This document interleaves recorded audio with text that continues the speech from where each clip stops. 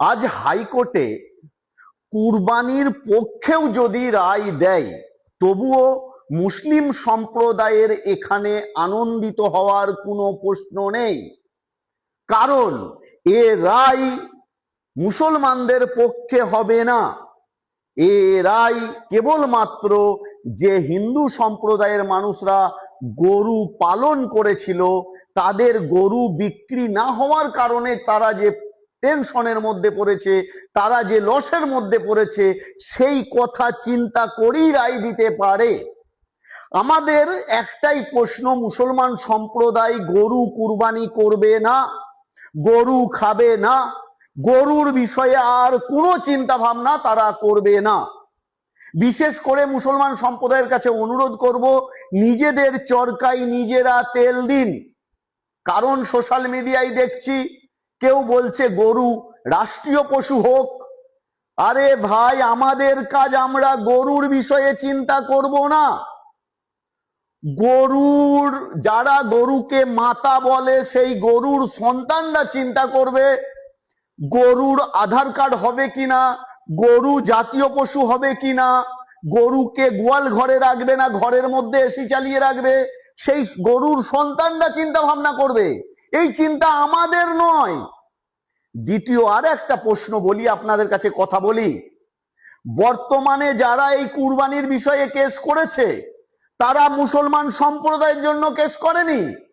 তারা এই মুসলমানদের সেন্টিমেন্টালকে কাজে লাগিয়ে তাদের নিজেদের প্ল্যাটফর্মকে মজবুত করার জন্য কেস করেছে। এটা সব সময় মনে রাখবেন।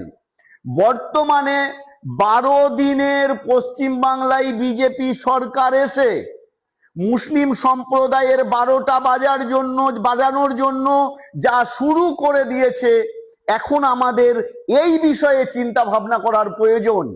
এখানে তৃণমূল, কংগ্রেস, বিজেপি, সিপিএম, এখানে দেববন্দি, আহলে হাদিস, ফুরফুরা, তবলিগ জামাত, এসব ভেদাভেদ ভুলে গিয়ে সকলে এক হয়ে এই মুসলিম বিরোধী সরকারের বিরুদ্ধে আন্দোলন করার জন্য তৈরি হন, প্রস্তুত হন। এ লড়াই অনেক বড় লড়াই হবে।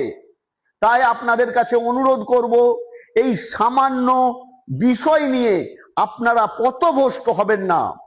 কারণ বর্তমানে কেবলমাত্র এই সরকার 12 দিনের সরকার, এখনো 4 বছর 11 মাস 18 দিনে মুসলিম সম্প্রদায়ের ওপরে কি কি নির্যাতন করবে তার চিন্তার বাইরে। তাই আপনাদের কাছে অনুরোধ করব, সমস্ত মুসলিম সম্প্রদায় এক হয়ে লড়াইয়ের জন্য প্রস্তুত হন, আন্দোলনের জন্য প্রস্তুত হন। কারণ আগে আন্দোলন বা লড়াই অনেক দীর্ঘ হবে, অনেক বড় লড়াই লড়তে হবে। আসুন, এই ভিডিওকে আপনারা বেশি বেশি করে সকলের মাঝে পৌঁছে দেন, আর আমার এই পেজকে বেশি করে ফলো করুন। কারণ আমি সর্বদা সত্য কথা বিনা ভয়ে মাথায় কাফন বেঁধে আপনাদের সামনে রাখি, কারণ মৃত্যুর ভয় আমার নেই। বেশি করে শেয়ার করবেন।